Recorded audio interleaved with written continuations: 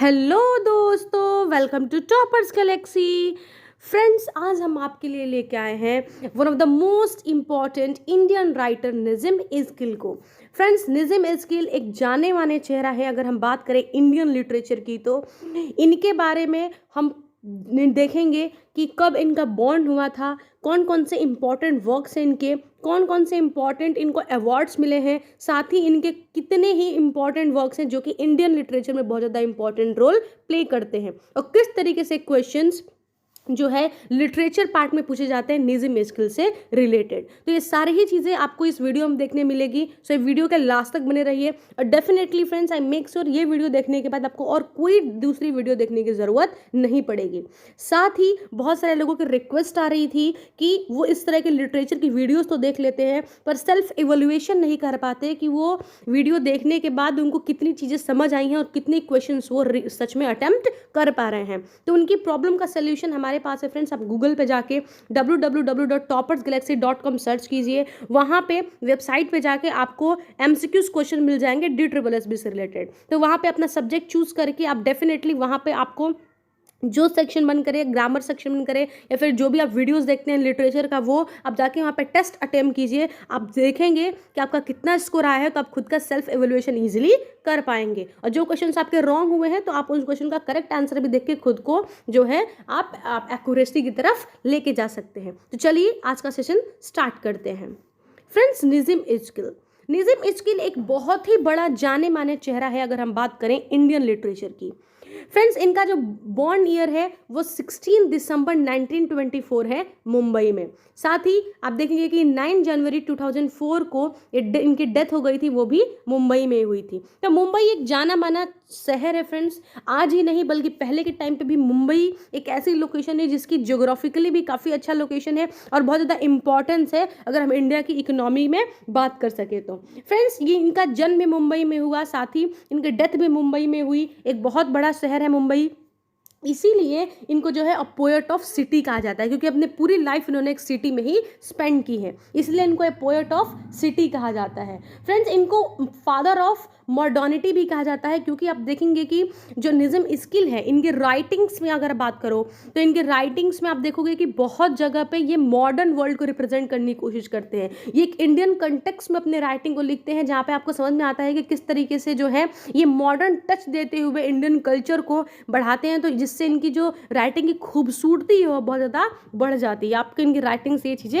समझ में आएगी। अगर आपने एक भी स्टोरी अभी तक निज़िम इस्किल की पढ़ी होगी, नहीं पढ़ी होगी तो कोई बात नहीं, अभी हम इसको कंटिन्यू करते हैं, ठीक है। तो Nissim Ezekiel was an Indian Jewish poet, actor, playwright, editor and art critic. Friends, देखिए कई बार आपको एग्जाम में देखने मिलता है, ये क्वेश्चन पूछ जाता है, 4 आपको ऑप्शन दे देगा और बोलेगा इसमें से कौन सा जूइश पोएट है। तो फ्रेंड्स, निज़िम इस्किल जो है ये एक जूइश पोएट है, याद रखिएगा इस बात को। ये निज़िम इस्किल एक जूइश पोएट है, ठीक है। तो ये एग्जाम में क्वेश्चन पूछे जाते हैं। साथ ही आप देखोगे कि निज़िम इस्किल एक इंडियन जूइश पोएट हुए, साथ ही प्ले राइट भी है, एडिटर भी है और आर्ट क्रिटिक भी है, जो है आपके हमारे निज़िम इस्किल, ठीक है friends. He was a foundational figure in post-colonial India literary history, specifically for Indian poetry in English। Friends, आप देखोगे कि काफ़ी सारे जो हैं ये अपने जो राइटिंग में आप देखेंगे तो इन्होंने एक राइटिंग को एक इंडियन वर्ड्स तरीके से यूज करने की कोशिश की, मतलब एक होता है ना इंडियन टच देना अपनी राइटिंग को, ये काम इन्होंने किया है। और अगर आप इंडियन पोएट्री की बात करें तो इन्होंने एक स्टोरी फॉर्म में इंडियन पोएट्री को लिखा है, जिससे आप जो है इजीली समझ सको इन कंटेक्स्ट को। तो बहुत ही अच्छी राइटिंग लिखते हैं। साथ ही जो है इनको father of post independence Indian words भी कहा जाता है फ्रेंड्स, क्योंकि पोस्ट इंडिपेंडेंट के बाद ही इन्होंने सारी चीज़ें लिखी हैं, इसलिए इनको कई बार अगर आपके एग्जाम में क्वेश्चन आया कि who is the father of post independent India, तो निज़िम इस्किल को father of post independent India कहा जाता है, ठीक है। चलिए आगे बढ़ते हैं। Nissim Ezekiel and Indian poet. Friends, Nissim Ezekiel का जो लाइफ स्पैन रहा है 1924 टू 2024 रहा है। कई बार ये एग्जाम में क्वेश्चन आता है कि निज़िम इस्किल कौन से सेंचुरी से बिलोंग करते थे। तो फ्रेंड्स, ये जो है ये आपके 20th सेंचुरी से बिलोंग करते हैं, याद रखिएगा, ठीक है।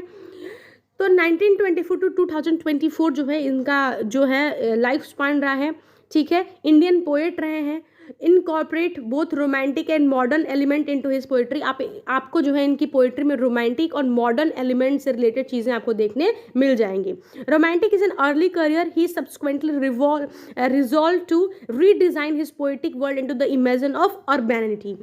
सो contemporary India takes a leading space in his poetry. Definitely friends, इन्होंने रोमांटिसिज्म से स्टार्ट किया था अपने पोएट्री लिखने के करियर को, पर डे बाय डे इन्होंने अपने जो पोएट्री है, जो राइटिंग्स है, उसको रिजॉल्व किया, रीडिज़ाइन किया, और साथ ही ये मॉडर्निटी और अर्बैनिटी को, देखिए कितना अच्छा वर्ड है ये अर्बैनिटी, ठीक है, मतलब अर्बन चीज़ों को इन्वॉल्व करना, ठीक है, अपनी पोएट्री में। क्योंकि ये आप देखोगे, मैंने आपको स्टार्टिंग बताया था कि इनको पोएट ऑफ द सिटी भी माना जाता है, तो कहीं ना कहीं आप इनके राइटिंग्स में जो है एक सिटी का टच देखने आपको मिलेगा। डेफिनेटली इनकी स्टोरी जो होती है ना, सिटी बेस्ड स्टोरीज होती हैं, ठीक है। तो इमेज ऑफ अर्बैनिटी कैसी होती है, साथ ही आपको इनकी राइटिंग्स में एक इंडियन टच भी देखने मिलेगा, इंडियन फ्लेवर देखने मिलेगा, तो डेफिनेटली इनकी राइटिंग को चार चांद लगाता ही है, ठीक है। आगे देखते हैं कि क्या कंट्रीब्यूशन रहे हैं towards our Indian society, towards our Indian culture. तो Nissim Ezekiel enrich the establishment English poetry in India. Friends, जो एक इनरिचमेंट होता है निज़्म इस्किल ने, जो हमारी इंडियन राइटिंग है, जो इंडियन लिटरेचर है, इसमें एक इनरिचमेंट देने का काम किया, इंग्लिश पोएट्री को इंट्रोड्यूस कर एक नया फ्लेवर देने का काम किया है किसने, निज़्म इस्किल ने।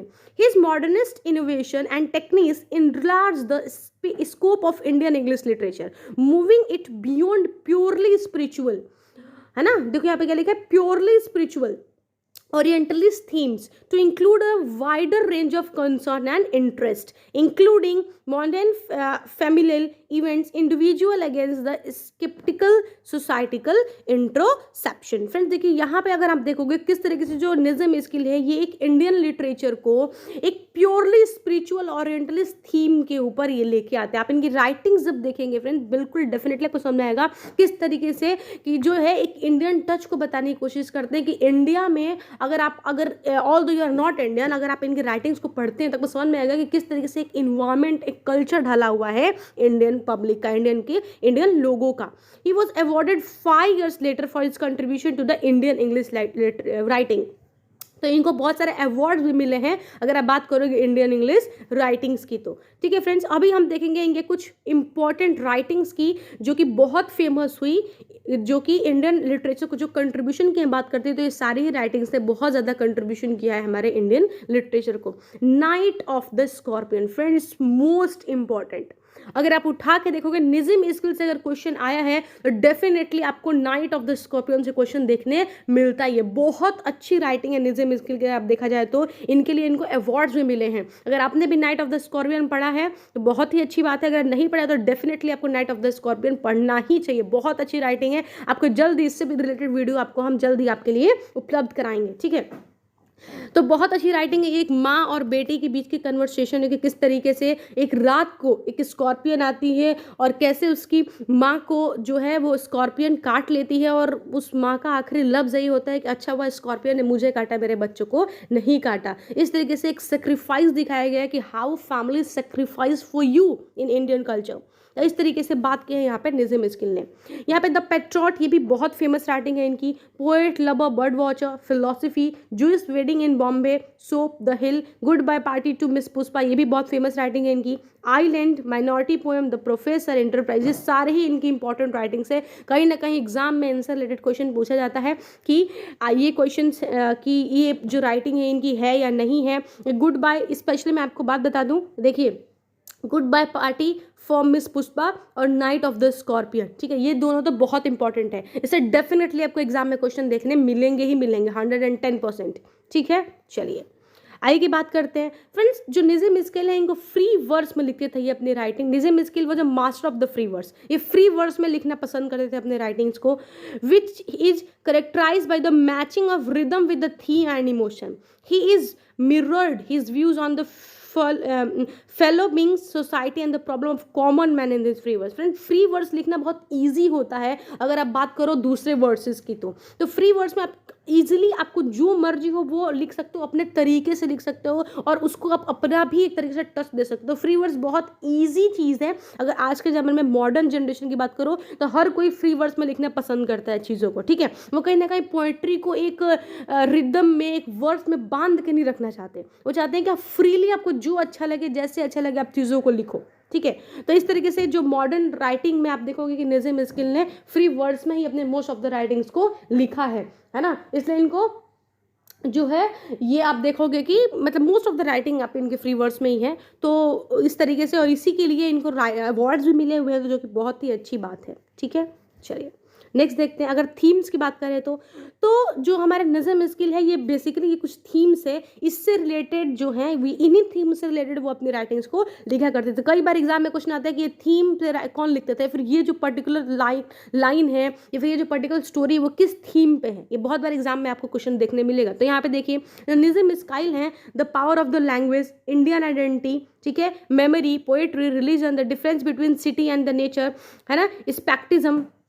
तो ये जो सारी चीज़ें हैं इनसे रिलेटेड जो है आपको ये जो सारे हैं थीम है, ठीक है, ये थीम है। तो ये थीम से रिलेटेड जो है आपको क्वेश्चन देखने मिल जाएगा आपके एग्जाम में भी, ठीक है। तो ये थीम पे जो है निज़म स्किल लिखा करते थे। नेक्स्ट देखते हैं। नेक्स्ट क्या है, collection of the poem. Friends ये कुछ जो पोएम्स है, ये कलेक्शन ऑफ पोएम्स है निज़म स्किल की, जिसको इन्होंने लिखा है बहुत सारे वॉल्यूम्स में, ठीक है। तो देखिए यहाँ पे द टाइम टू चेंज, ये भी बहुत अच्छी इनकी राइटिंग है, 1952 में लिखा था, स्टार मार्क कर लीजिए। पहली बार इन्होंने लिखा था टाइम टू टेस्ट 1952 में। 60 पोएम्स इन्होंने लिखा था 1953 में। फ्रेंड्स 60 पोएम जो है ये भी बहुत ही इंपॉर्टेंट राइटिंग है इनकी, ठीक है।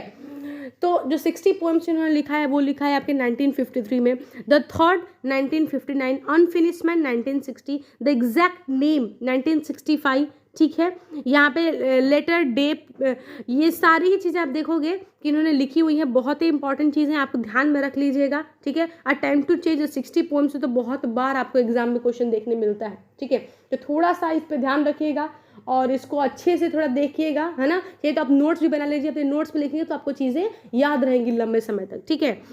तो ये इसका ईयर भी बहुत इंपॉर्टेंट है। कई बार एग्जाम में क्वेश्चन पूछता है कि टाइम टू चेंज कब लिखा गया था, तो लिखा गया था 1952 में। कई बार ये एग्जाम में क्वेश्चन पूछता है कि 60 पोएम्स कब लिखी गई थी, तो वो 1963 में लिखी गई थी, ठीक है। चलिए नेक्स्ट चीज़ देखते हैं।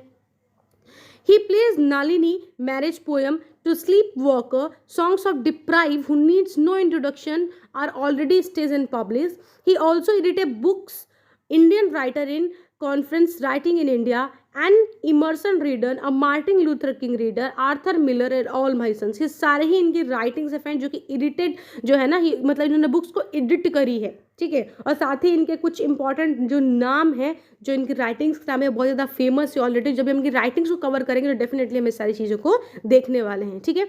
इनको कौन से अवार्ड्स मिले हैं फ्रेंड, इनको साहित्य अकेडमी अवार्ड मिल गया है 1983 में, पद्मश्री मिला है इनको 1988 में। दोनों ही ईयर्स बहुत ज़्यादा इंपॉर्टेंट रोल प्ले करते हैं, ठीक है। तो ये कुछ चीज़ें रही फ्रेंड्स। यहाँ पे मैं आपको कुछ चीज़ें बता देती हूँ। देखिए यहाँ पे आप जो है ये जो 3 एक्ट है ना, द थर्ड में यहाँ पे इन्होंने बहुत सारी जो है ना इंट्रोड्यूस किया है चीज़ों को। जैसे मान लीजिए आप जब ये राइटिंग्स को डिटेल में पढ़ेंगे ना, आपको समझ में आएगा कि निज़म स्किल की राइटिंग क्या है, किस तरह की चीज़ों को वो लिखना चाहते हैं, ठीक है। तो अभी डेफिनेटली मैं बहुत जल्दी आपको जो है इनके राइटिंग्स के ऊपर डिटेल वीडियो भी बना दूंगी, यहाँ पे आप देख पाएंगे चीज़ों को, ठीक है। मैं आपको बता दूँ कि कई बार ये भी क्वेश्चन आता है कि इनकी जो बायोग्राफी है ना, इनकी जो बायोग्राफी है किसने लिखी है, तो वो लिखी है आर राज राव ने, ठीक है। निज़म स्किल नाम की बायोग्राफी लिखी है आर राज राव ने, भी कई बार एग्जाम में आपको क्वेश्चन देखने मिल जाता है, ठीक है फ्रेंड्स। तो ये रही चीज़ें निज़म स्किल से रिलेटेड। डेफिनेटली आप जाके www.toppersgalaxy.com पे जाइए, वहाँ पे जाके आप डेफिनेटली MCQ अटेम्प्ट कर सकते हैं और खुद का स्कोर देख सकते हैं। ऐसे ही जो है इंग्लिश लिटरेचर की वीडियोस बहुत सारी हमारे चैनल पर पड़ी हुई है, वहाँ पे आप जाइए और जाके अपने वीडियोस को देखिए, अपने लिटरेचर के नॉलेज को इन्हांस कीजिए। साथ ही हमारे यूट्यूब चैनल को सब्सक्राइब कीजिए और बेल आइकन को प्रेस कीजिए ताकि आपको नोटिफिकेशन मिलते रहे। अगर आपको वीडियो अच्छी लगी हो तो वीडियो को लाइक कीजिए, अपने दोस्तों के साथ शेयर कीजिए ताकि वो भी लिटरेचर को इस तरह के महान हस्तियों को वो भी जान सके। Thank you so much for watching.